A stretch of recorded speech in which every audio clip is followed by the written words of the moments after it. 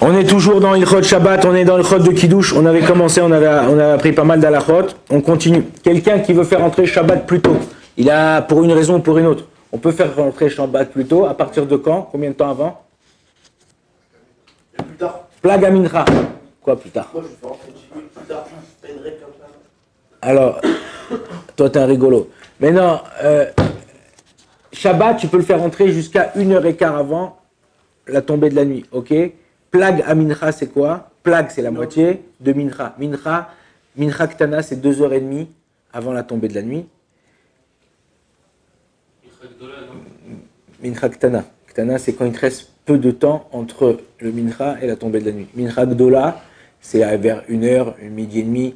C'est quand Gdola, Gadol, il laisse beaucoup de temps entre de Mincha jusqu'à la tombée de la nuit. Gdola, Ktana. Donc, de Mincha Ktana, c'est 2h30 avant la tombée de la nuit. Ok? La moitié de Mincha Ktana, Plag à Mincha, c'est 1h15. Donc 1h15, je peux faire entrer. Pourquoi? J'ai envie de faire entrer Shabbat à midi, moi. Vendredi à midi, tu sais quoi, ma femme, elle a tout préparé. Je dis, vas-y chérie, on fait l'apéro, on fait rentrer Shabbat. Et tu peux pas, mon frère. Pourquoi tu peux pas? Parce qu'en fait, quand tu fais ça, on n'a pas l'impression que tu fais ça pour Shabbat. Ok? On n'a pas l'impression que tu fais ça pour Shabbat. Quand c'est qu'on voit que tu fais pour Shabbat, plus quand tu t'approches de l'entrée de Shabbat et tu fais rentrer Shabbat avant, tu peux faire. Moi, par exemple, dans les mois d'été, j'aime bien faire rentrer Shabbat plus tôt. Pourquoi? Parce que quand tu fais rentrer Shabbat à 7h30, 8h, le temps, quand c'est en France, c'est encore pire. Tu fais rentrer Shabbat, tu t'attends, tu rentres de la synagogue, il n'est pas avant 9h, machin, 8h30, 9h moins quart, tant que tu fais qui douche, le temps de machin, termine, il est minuit, minuit et demi. C'est fatigant. Donc là, par exemple, en moment, Shabbat, il rentre à 4h, 5h30, tu es chez toi, 8h, 8h30, 9h, max. Tu as terminé ton repas, quand tu traînes, tu chantes, machin. C'est bon, après, tu veux te reposer, tu veux étudier, tu veux kiffer, machin, tu peux faire. Donc, il y a des fois où on fait rentrer Shabbat plus tôt. Pourquoi on fait rentrer Shabbat? Il y a des différences parce que les enfants, ils sont petits. Si tu fais rentrer Shabbat tard, quand tu arrives, la moitié de la famille, elle dort. Et vas-y, il va les réveiller, il ne se réveille pas jusqu'au lendemain matin, tout ça. Donc, laisse tomber. On fait rentrer Shabbat plus tôt, donc c'est bien. Maintenant, ce qui est bien de faire, ce qu'on Rachamim me rapporte, c'est que quand tu as fait rentrer Shabbat plus tôt, c'est bien de manger kazaïd de pain quand après la tombée de la nuit. En général, tu ne manges pas en une demi-heure. Tu n'es pas au boulot, là, c'est la semaine. Ton patron, il dit tu as une demi-heure pour manger. Okay, là, tu arrives, tu fais kidouche, tu as le temps, tu pars, il y a les salades, il y a les machins, on fait motzi, on chante un peu. Donc, on traîne un peu. Même quand tu fais rentrer Shabbat à Plag à Mincha, quand tu rentres à la maison, c'est une demi-heure, trois quarts d'heure, 1 heure avant la tombée de la nuit, tu fais ton kidouche, et en général, ça dure jusqu'à après la tombée de la nuit. Essaye de manger 30 grammes de pain pour pouvoir montrer que c'est pour la Seudat Shabbat. Ok? Là, on va voir les choses qu'on dit, parce que tout le monde dit, ouais, vous arrivez chez des familles, l'autre il dit certains textes avant le kidouche, l'autre il les dit pas, l'autre il dit certaines choses, l'autre il dit pendant le motzi, dans le truc, machin. Donc, c'est quoi la halakha? Enfin, c'est comment on doit se comporter dans une maison qui respectent le Shabbat et qui font les règles d'après la Torah. Ok? On rentre à la maison, on dit Shalom Aleichem. Ok? C'est quoi ce Shalom Aleichem?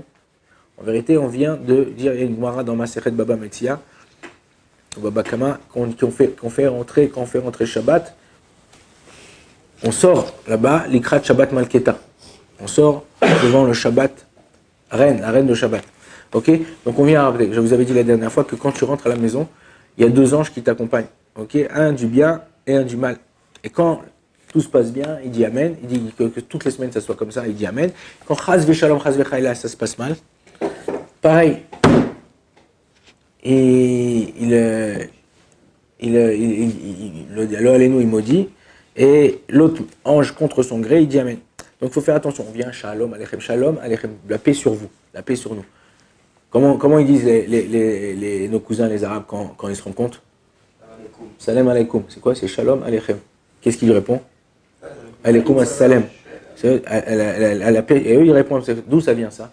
Dans le Tana, avec Boaz. Boaz, quand il est arrivé dans son champ, il a dit à gens qui travaillaient pour lui, Shalom Aleichem. Qu'est-ce qu'ils lui ont répondu?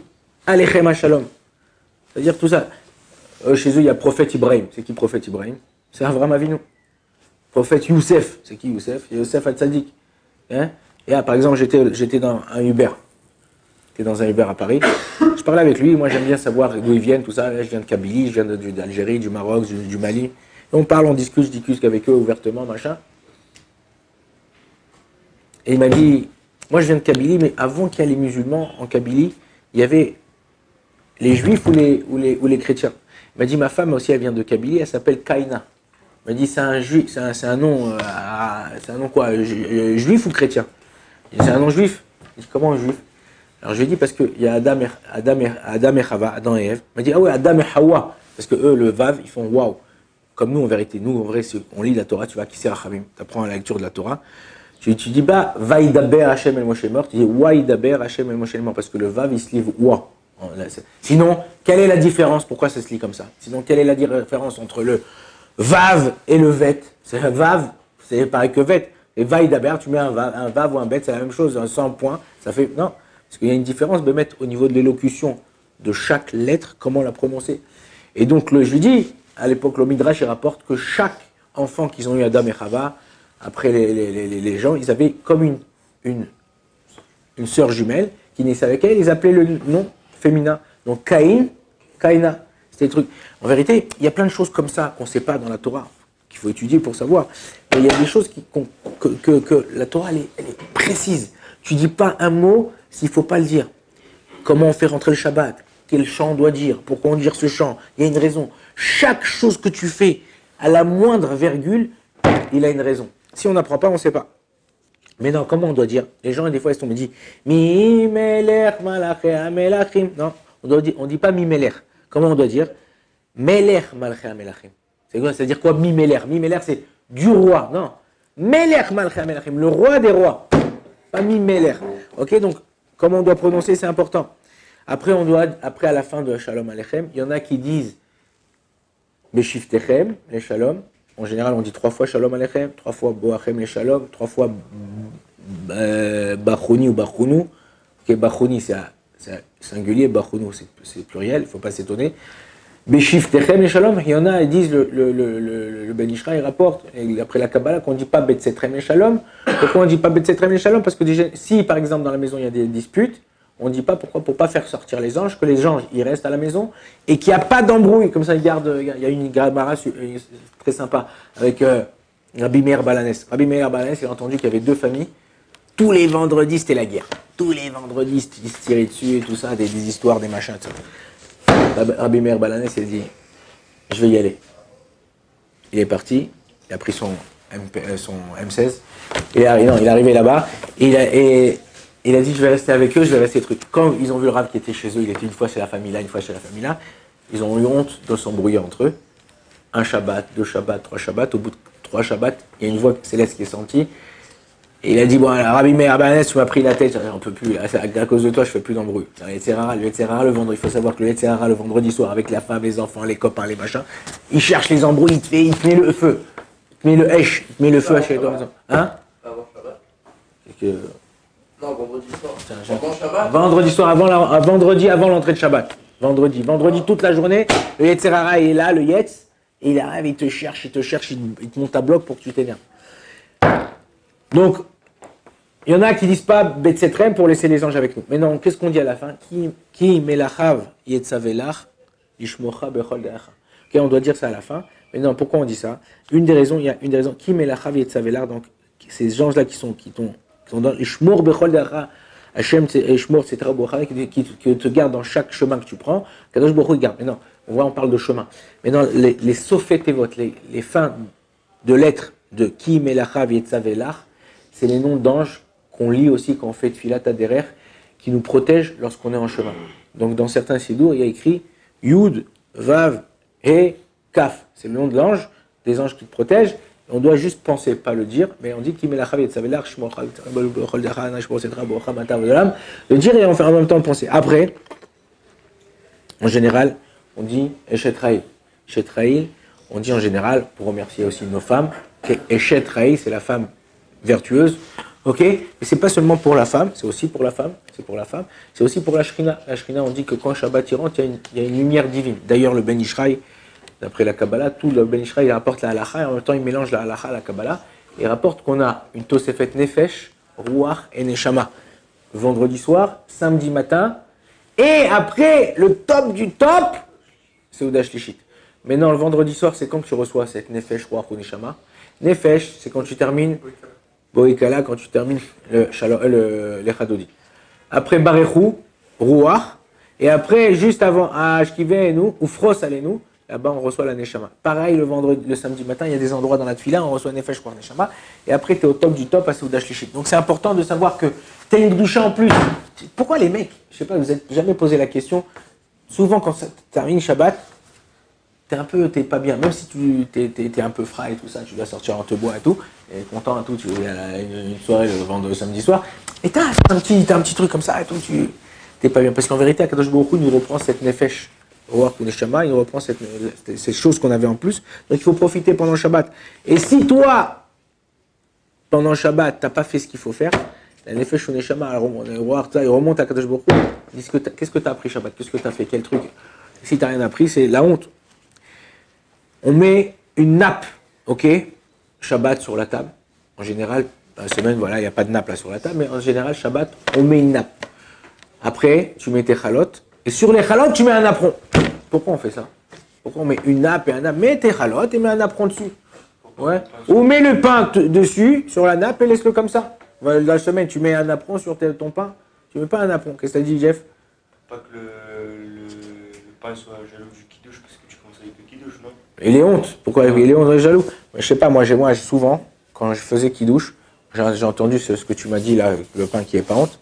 Je levais un peu comme ça en scred le petit napperon, je voyais si le pain il devenait rouge, mais il n'a jamais devenu rouge.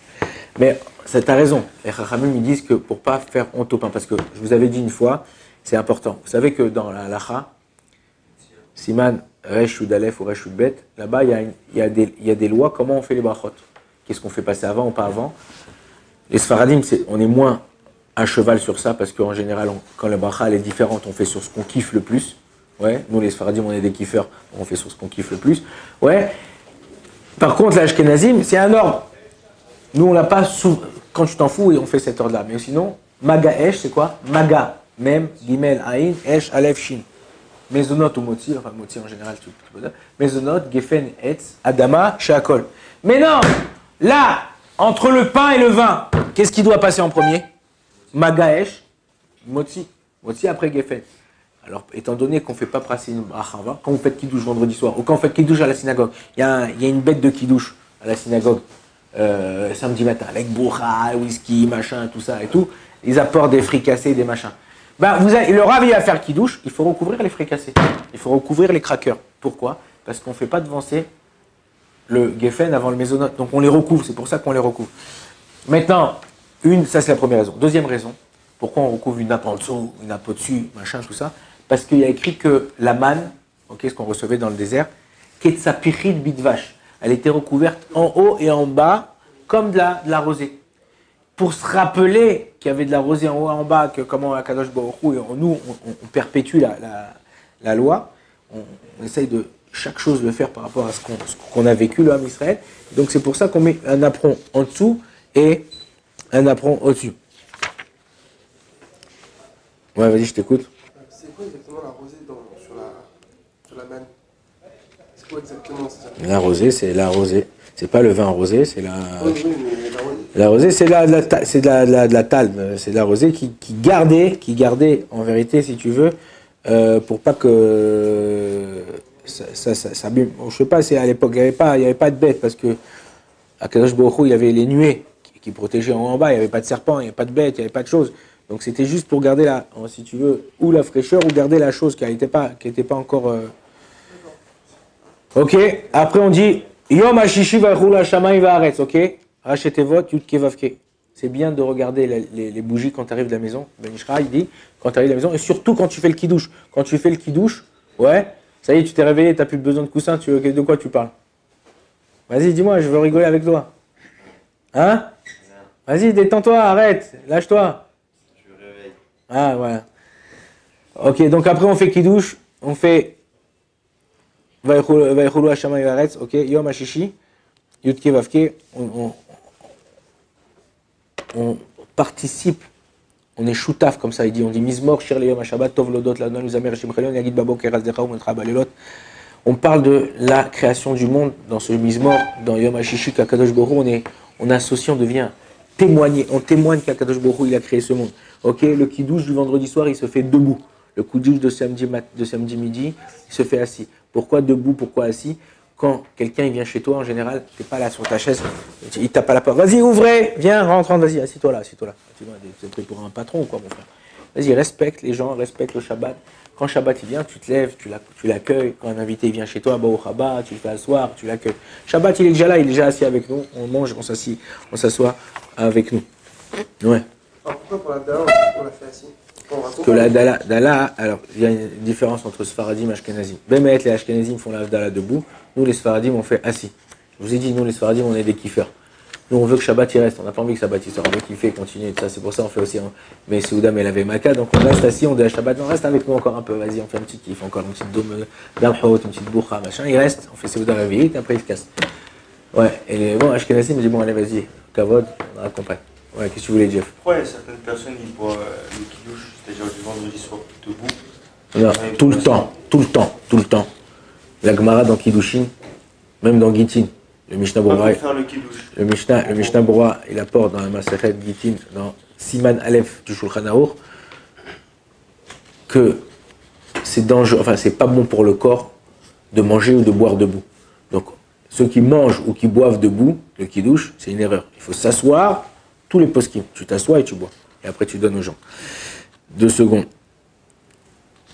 Si tu es à table avec ton père et ta mère, ils sont là, c'est important que, après le kiddush, avant le kiddush, tu ailles les voir, tu leur embrasses la main. C'est un mode de respect. Ils t'ont donné la vie. Le 4e des commandements. Dans les 10 commandements, tu as 2 tables de la loi. Tu as la table de droite et la table de gauche. Dans la table de droite, c'est les lois qui concernent moi et Dieu. Et dans la table de gauche, c'est que les lois qui concernent moi et l'homme. Ok? Je sais pas si vous avez fait attention. La 4e loi qui concerne moi et Dieu, c'est quoi? C'est Akadosh Baruch Hu qui t'ordonne de respecter ton père et ta mère. Kaved et tavicha ve'timecha. Mais tu vas me dire, mais c'est pas une loi qui concerne moi et Dieu. En vérité, à travers le respect des parents, tu respectes le père, ton père, le père des pères, Akadosh Baruch Hu qui nous a créés. Akadosh Baruch Hu qui nous a créés, c'est notre père. Donc si toi, comment tu arrives? Il avait posé comme ça un des rabbis de Lubavitch. Il avait dit, comment on peut arrêter? C'est quoi le plus important? L'amour de Dieu ou l'amour de son prochain? C'est quoi le plus important? L'amour de Dieu ou l'amour de son... Ah, l'amour de Dieu, non, bouffon. Ouais, non, c'est pas l'amour de Dieu. L'amour de Dieu, c'est important. Mais c'est quoi le plus important? Il dit, le plus important, c'est l'amour de ton prochain. Pourquoi? Parce qu'il dit, à travers que tu aimes ton prochain, tu arrives à aimer Dieu. Parce que quand il y a quelque chose qui n'est pas palpable, quand quelque chose qui n'est pas... T'arrives pas à dire, tu me parles, ouais, il faut aimer Hachem, ve'afta et Hachem, d'accord, comment tu veux que j'aime Hachem? Je le vois pas, je lui parle pas, enfin, je lui parle, oui, mais non, d'abord, aime quelqu'un, montre que tu vois c'est quoi aimer quelqu'un quand c'est difficile. Il te prend la tête, il vient te poser plein de questions, il vient de trucs, et il te dit, fais pas comme ça, fais comme ça. Cloque, vas-y, lâche-moi. Non, tu l'aimes. Quand tu arrives à aimer quelqu'un, tu arriveras à aimer Dieu. Oh, Radonai Lolam, amen, amen.